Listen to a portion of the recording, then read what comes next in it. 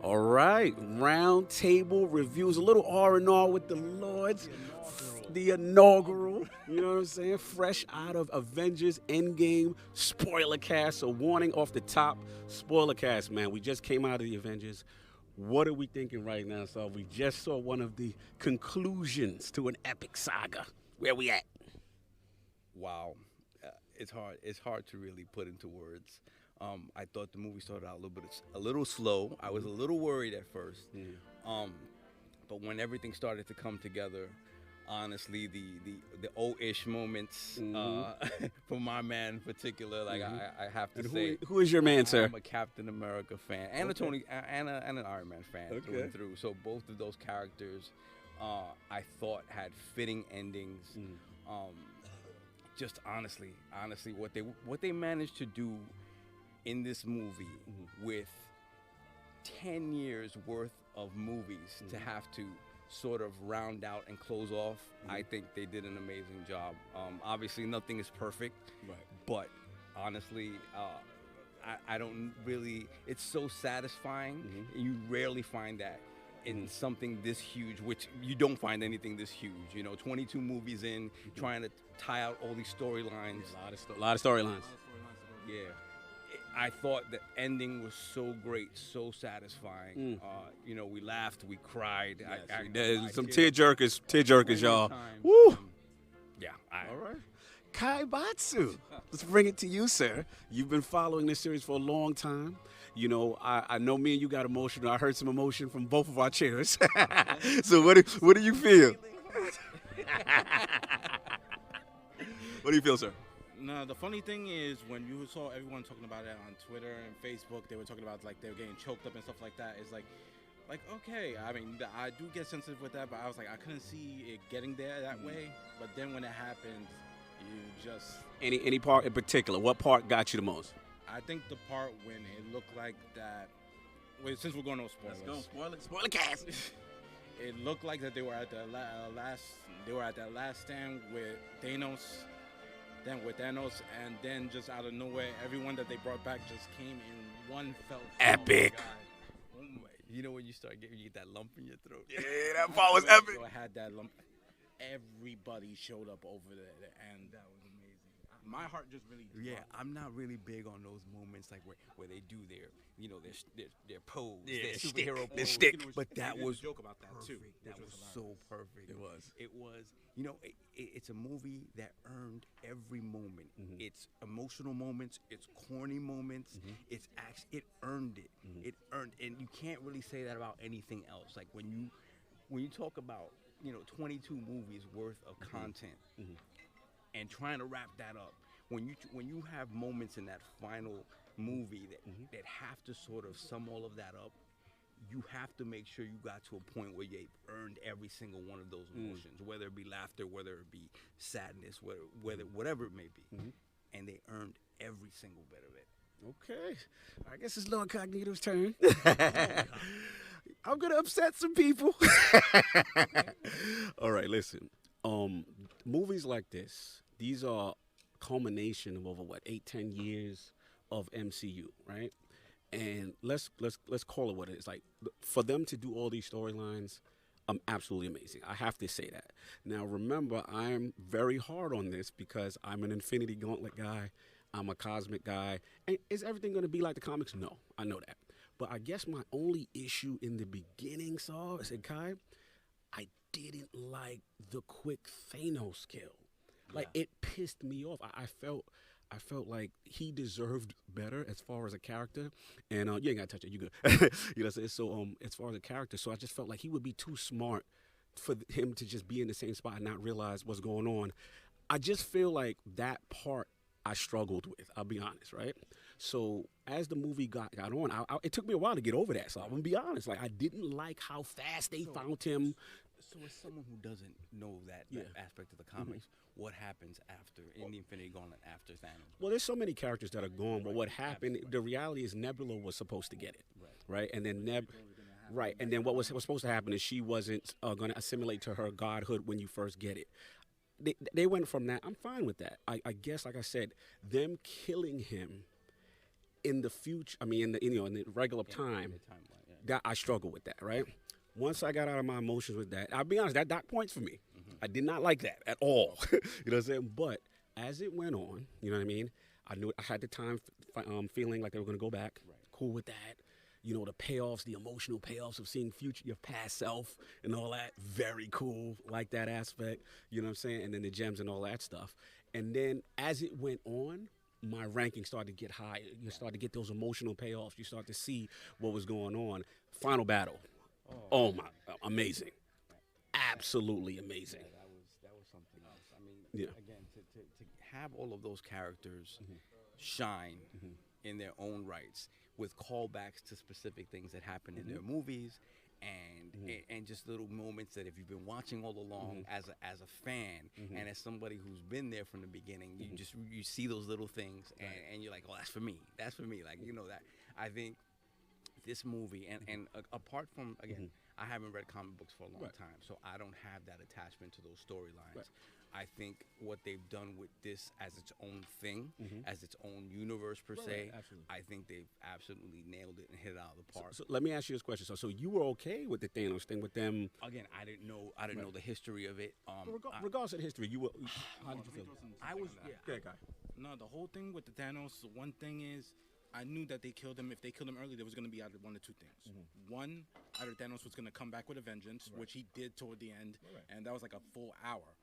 I was actually impressed the way that they actually brought Thanos back was actually good for the story, and it actually made a lot of sense. Okay. So I was either thinking that they were either going to do that, or they were going to bring like another major villain.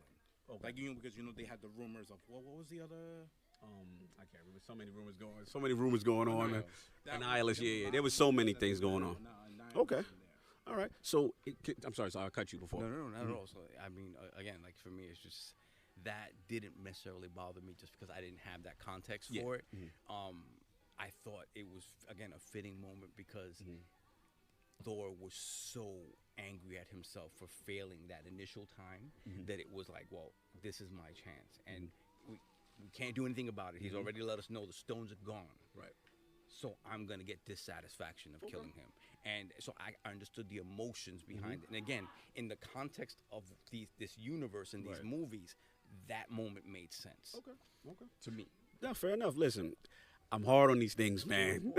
You know what I'm saying? I guess, the 5 years later thing, they fooled me. I didn't know where they were going to go.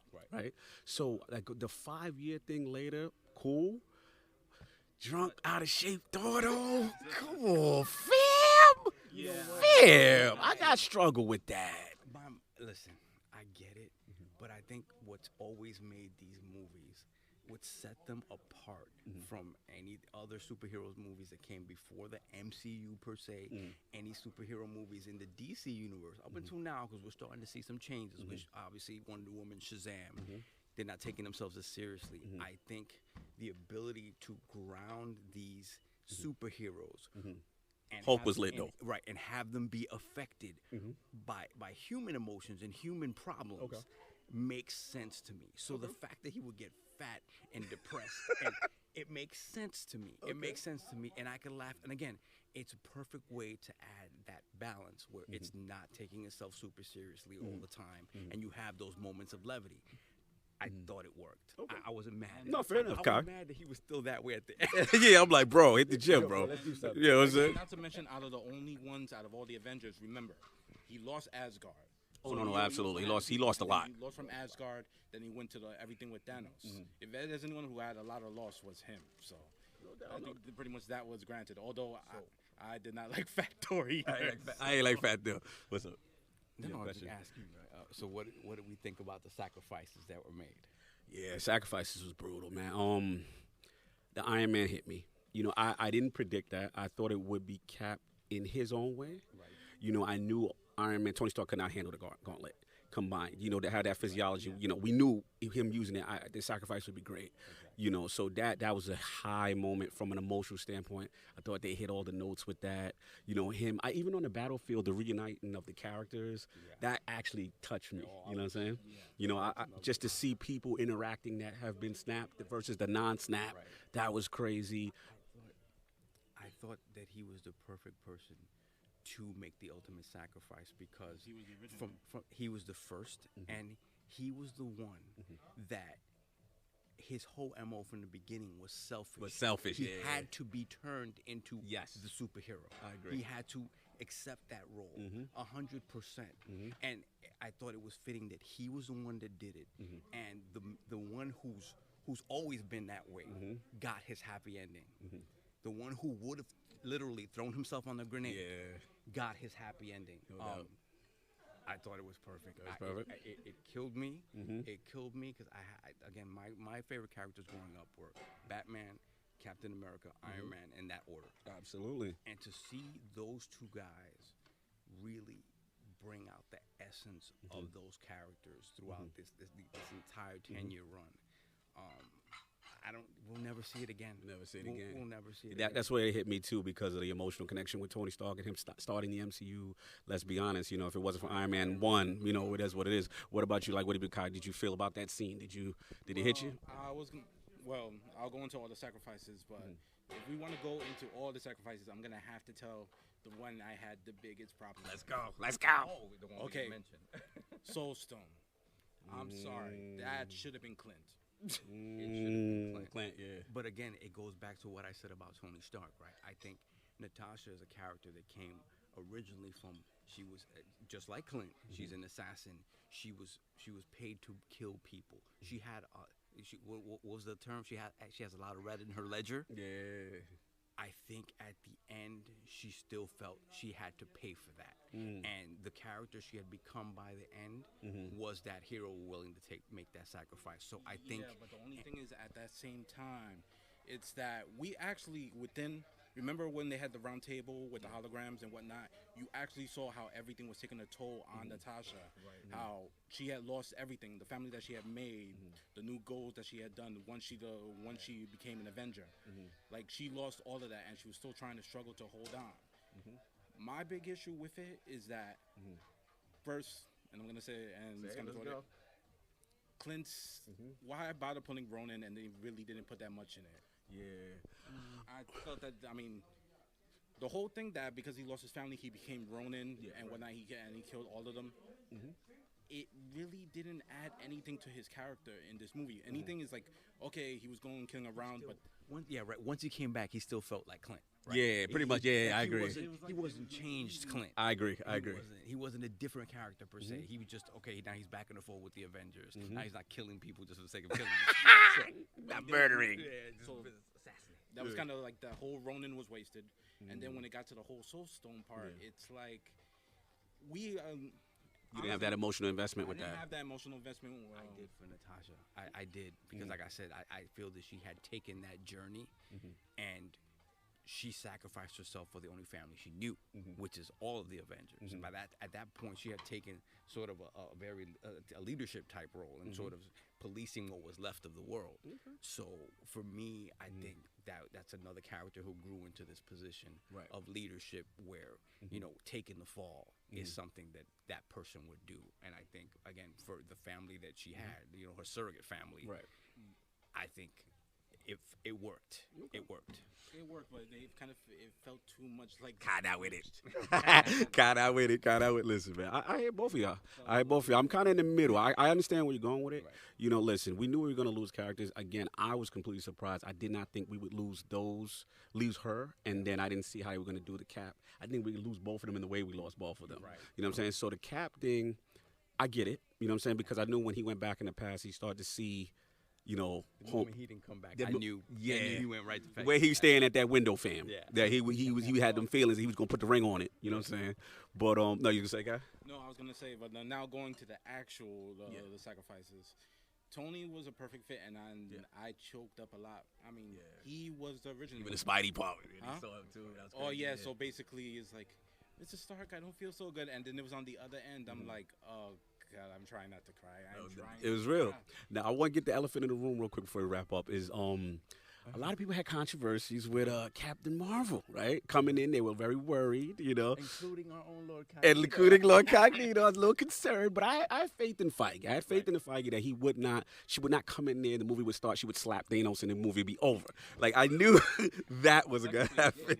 You know what I'm saying? But the reality is, I felt she had but I was actually surprised at how little a role she had. And once I heard that, that it's a spoiler that I heard was that her role was sort of diminished, but it was perfect because again, it didn't need to be about her. It didn't need to be about her. It didn't at all. She needed to be the boost. Absolutely.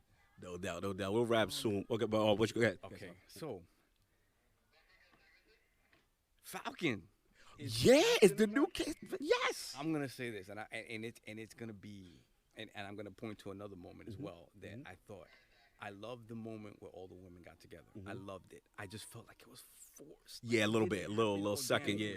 I loved it. And then the same thing, I don't think, and I really wish it had been Bucky just because. Yeah, pardon me a little bit. I honestly, even, if this one, I do know about Falcon's run as Captain America. Absolutely. We know that they're playing it. Yeah. Right. And for me, I know Sam was there with him, and I know it sort of. So you don't feel it was deserved necessarily? Not necessarily not deserved. I think between the both of them, because Bucky's been with him from the very beginning and what they've been through, and again, Bucky is a character that needed to grow into deserving that. Right. Sam absolutely deserves it. On your left. On your left. I just felt like, I don't know, it's something about, you know what it is? This is where I'm going to the comics and saying, I always felt that Bucky was a better fit for Cap than Falcon. I always like Falcon as his own character. Right. For me, it just. So to me that bothered me a little bit. Okay. And again, the women's part, it was great. I thought it was great. They all came together. It just, I wish it happened more organic. I got you. The war was crazy though. I did love the war. I mean, it was epic. Thanos' army versus the heroes coming at the right moment. That was cool. I like the going in the past. Actually, I want to comment with the Doctor Strange with we got the callback to the sorceress supreme. You know what I'm saying? That was dope. Just real quick, because I know we got to wrap up soon. They cleaning up around us. But the real soon, what I was going to say is, we had our rankings coming in, as far as our MCU. And now we've all seen Endgame. So I'm going to give it to Kai first. Now what's your ranking? Now seeing Endgame, does it crack the holy five, your top five? Actually, it does, although I'm going to need time to really decipher it. Remember what I told you why I had Guardians of the Galaxy so high? Yeah. I had Guardians of the Galaxy over Avengers mainly because the movie itself was an adventure. Right. That you saw that they had something to do. They went from place to place. There was an actual storyline to go through. I'm not going to go... We're not going to go into this Avengers slander early now. Continue. No, but... We ain't going to do this Avengers once. I'm messing with you. But it just wasn't just people talking. You got Guardians Galaxy over Avengers. I know. Thing is, it felt like a full Avengers, kind of like Star Wars, where they had to do something. They had to go. First, they had to suffer. They had to suffer the loss that they couldn't. That after they killed Thanos, they couldn't bring the people back. Then they went into the time heist, and then they went into bringing everybody back, and then the whole Thanos war, which was insane. So where do you rank this, sir? I'm tentatively putting it number 3. Okay, number 3. Soft. Pre-ranking, post-ranking, anything change? This is my top 5. Give me the top 5. Number 1 is Winter Soldier. Number 2 is Avengers. Number 3, Civil War. Number 4, Infinity War. Number 5 is Black Panther. Okay. I would say maybe, I have to really, really think about it, but I think Endgame might crack that number 5. Might crack 5, okay. Because it brings together everything. It closes the loops, but see, Endgame on its own, without the context of the entire 10 years in front of it, you don't. It doesn't have that same resonance. So it needs these other movies for it to be as powerful as it is. Got you. I think so. That's why I still think like Winter Soldier works on its own. I still think these other movies work on even Infinity War on its own. On its own. Because if they had said, boom, that's it.